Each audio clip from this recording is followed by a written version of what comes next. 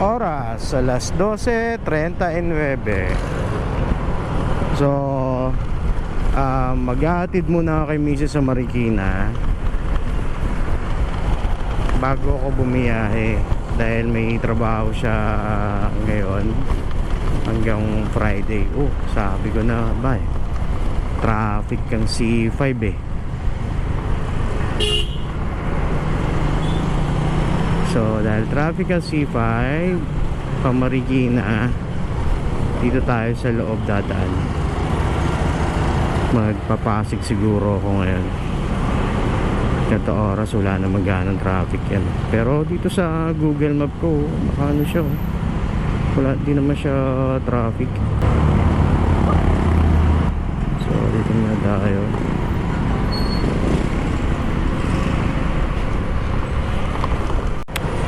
Dadaan muna kami rito sa Pembo bago dumiretso sa Marikina para bumili ng fried siopaw, fried canton, at fried ano ba to? Dim sum. Oh, pakyat. Pa-Pembo. Grabe. Lakas ng hatak. Oh. Yun. Ha. So yun, nakabili na kami. Papunta na kami Marikina. So diretso na kami ng Marikina. Dito kami dadaan sa loob. Babagtasin namin ang Embo, Pasig, Cainta, Antipolo, Marikina. So mga boundary yung ano ang dadaanan namin. Traffic kasi C5 eh. So okay na ako rito sa loob. Tipid naman sa gas tong aking motor.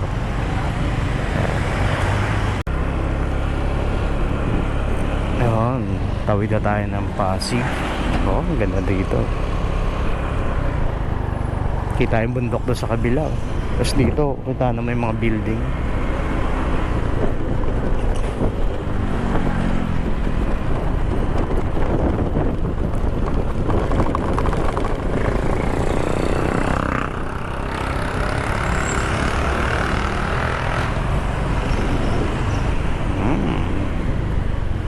Ganda ng ano, formation ng mga puno naman dito.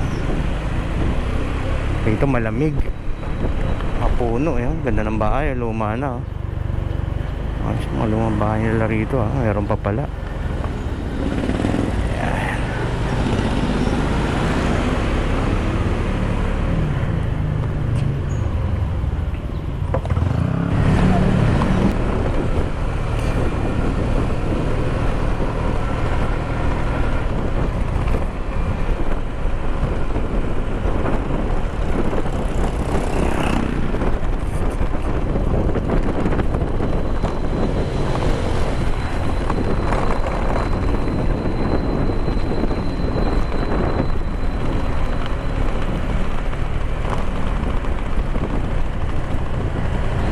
Yan. Sakto labas natin C5, nakaiwas tayo ng traffic sa C5, bago C5 Kalayaan, nakaiwas na ako ng traffic. So dito tayo sa ilalim ng tulay ng Pasig.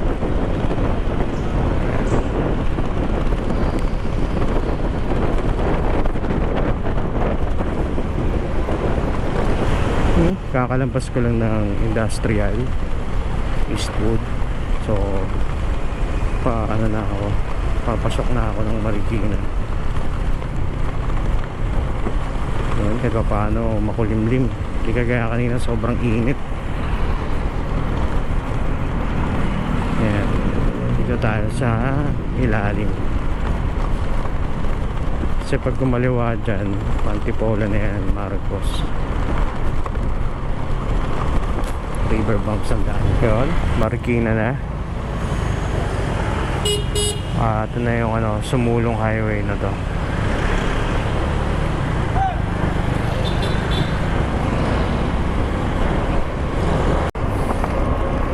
So yun, meron na akong pick up sa may ano to, sa may rancho dito sa Marikina. Ang entrance ko sa Lilac. Less than 3.5 kilometer ang pick up. Ayan. Napadpad ako rito sa Marikina, di ba nga, inatid ko si Mrs. So na-drop ko na rin si Mrs. and then waiting. Hirap kumuha ng mga biyahe pabalik ng ng Taguig. So ito at least Pateros yung nakuha ko. So hindi na ako kumukuha ng ibang lugar. Taguig, Pateros, Makati. Makati yung dito lang sa Embong kinukuha ko. Hindi ako kumukuha sa ibang part ng Makati. So yun, punta muna ako sa sa pickup. And dito na ako sa Rancho State. Lapit na ako sa pickup. Gold Street, teka. Ano ba to? 43. Yes, sir. Teka lang. Delinggo model. Yan. So nakuha ko na dalawang modular ng sample ng doorknob. So papateros ang niya, kaso naka priority to, di ko na ito masasabayan pala. Naka 167, tapos 19 kilometer. Yung pickup ko naman 3.5 kilometer, so okay na rin yun. Kaso sayang di ko ito masasabayan. Dito na ako sa drop off Masikap at center. Pasok ako rito. Pag-deliver na ako before dito tingnan natin kung dito nga rin yun.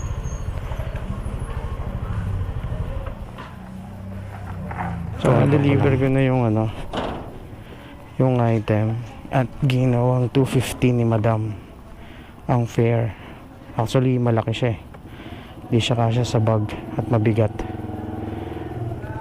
So ngayon kuha naman ako dito na ako sa Taguig, dito na ako sa area ko, kaya kuha naman ako ng booking. Balik ako mamaya. Yun, sa tagal-tagal kong nagkantay makakuha ng magandang booking, as in walang booking na yung gusto ko. So may nakuha naman ako less than 600 meters. Ano naman to? Siguro pet supplies to. So ang naman niya is 58 pesos. So puntahan ko lang sa pickup. So, okay po.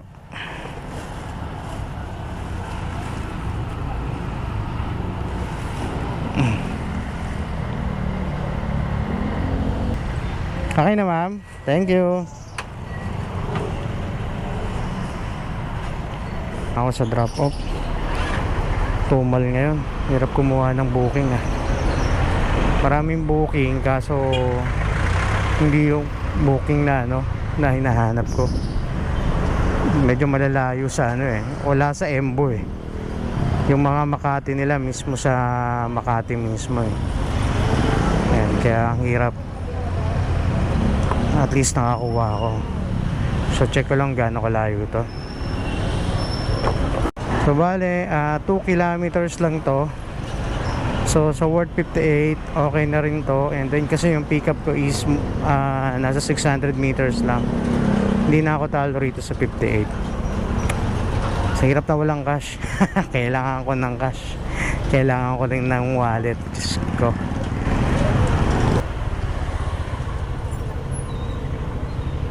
Yan, dito na ako sa drop off. Kadarating ko lang. Baba ko lang to.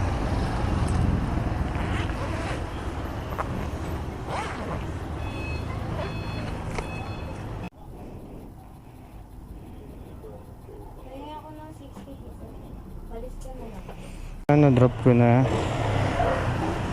Naantok talaga ako So hanap pa tayo ng nakuha. So after ko mag-drop dito, may nakuha naman akong booking. Less than 400 meters naman to. Ang fare niya is 102 papunta ng ng Lower Bikutan. Yung Lower Bukutan, approximately yan, nasa ano yan, nasa, nagkakamali, nasa 6 kilometer yan. So punta ako muna tong pick up na to. Dito na ako sa pick up. Skinita to, maliit. So tawagan ko lang muna. So ito yung item.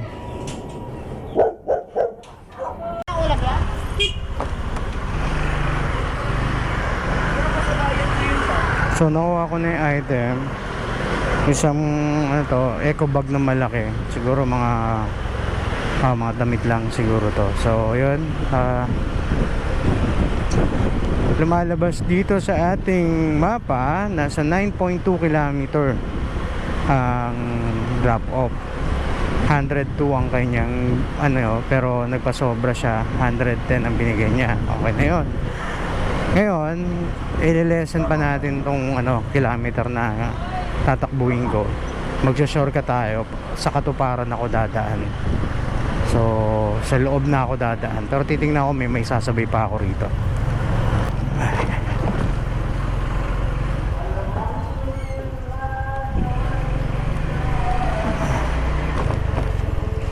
Okay. Saan pa yung madaan ko rito? Oh, parang malata yung dadaanan ko.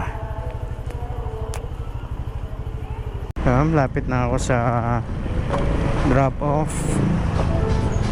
Sumorkat lang ako para mas malapit.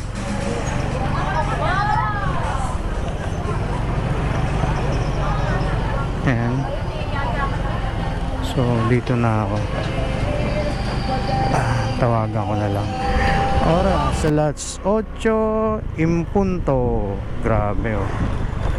Kita nyo yung app ko, kulay blue lahat. For tomorrow yan pag ganyan blue. Walang masyadong ngayon, Wednesday.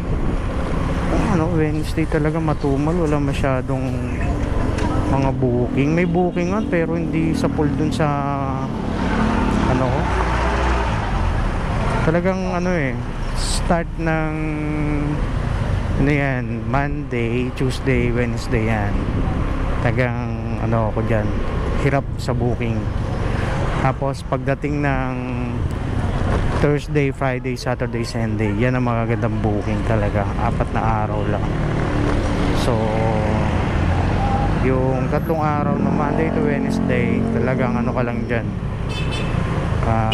Hindi ka ganun kikita. Wala. Hindi naman kasi ko ngayon naglalayo. Ayoko na maglalayo, nakakapagod. So okay na ako sa malapitan. Hindi ko alam kung uuwi na ako kasi kanina pa masatulog ko, naantok na ako eh. Maya, tingnan natin last decision. So napag-desisyonan ko na. Sana tumal talaga oh. Wala makuha. Meron man ito, layo nito. Mismo sa Makati yan. So pahinga muna ako. Talagang masakit ang ulo ko sa antok. Kanina pa ako 6 AM gising. Hindi na ako nakaidlip. Biyahe na. So wala. Nakatatlong biyahe lang ako ngayon. So reveal na natin. Wala pa yung So ayan, nakatatlong biyahe ko ngayon. Bali 256 lang. Pero dahil sinervisan ko si Mrs., binigyan niya ako ng 250. So may 500 na ako. So 256 na yan. Kanina nagpadagdag yung una kong biyahe na galing Marikina to Pateros na dapat 160 lang, ginawa na niyang 250. So kung isasama ko rito yung mga tip, so plus 100 tayo rito sa 250 sa 250 saka 256 plus 100. So meron akong 650. Medyo okay na yun. Talagang wala hirap kumuha ngayon ng booking, hindi pasok dun sa sa target ko. Yan, ito saan to? So, uwi na muna ako. At dahil maliit ang kita ko ngayon, papastil lang tayo sa Punat. Sarap ang pastil dito, tapos mura lang, 20 pesos. So, pastil muna ako ngayon. So, bukas naman. Bye-bye na, bye-bye. So, pauwi na lang ako, meron pa ako nakuha. Ano naman to? Galing dito, parang less than 1 kilometer na lang sa pick up. So malapit lang sa amin to. So may Petron lang to, Diego Silang ang pick up ko. So yan, 1.7 kilometer ang pick up. Tapos ang drop off niya ay less than 500. So may Cypress lang, so may Petron din. Ito Diego Silang. So ang fare niya is 58. So puntahan ko muna.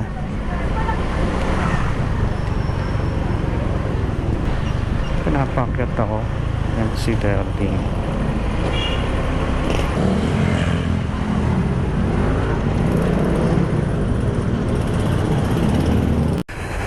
Pick up ako 301.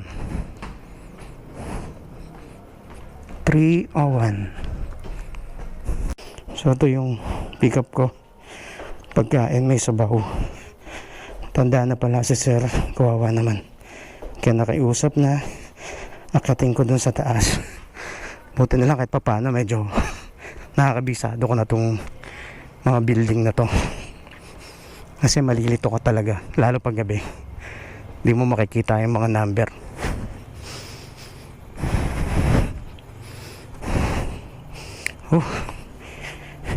Sarap maglakad. So palis na ako. Ano lang to, Sumay Cypress, less than 500 meters. Diyan lang sa labasan to. 650 meters nga. Di pala less than 650 meters sa may labasan. So ingat dahil may sabaw to. Ang bata lang yung pipick up doon. Okay na, punta na ako. Nakakatuwa. Nabosesan ko si sir. Una muna nabosesan ko si sir. Pangalawa, sabi ko parang familiar yung boses. So sumunod, inakyat ko na siya doon sa unit niya. Pag nakyat ko sa unit niya, sabi ko namumukhaan ko siya. Tapos naalala ko yung parking na yon. Yung pala, nakapag-pick up na pala ako sa kanya before balikan to. Nung April last year nakapag-pick up na pala ako sa kanya. Nakakatuwa naman. Yung mga ganong bagay, okay na yun. Inakyat ko ng third floor. Talagang makakapagod yun sa tulad nilang matatanda na. Yun nga lang, binigyan niya ako ng 100. So meron akong tip na 40. So goods na. So dito na ako sa drop off. Yung unang building na tutumbukin niya ng drop off.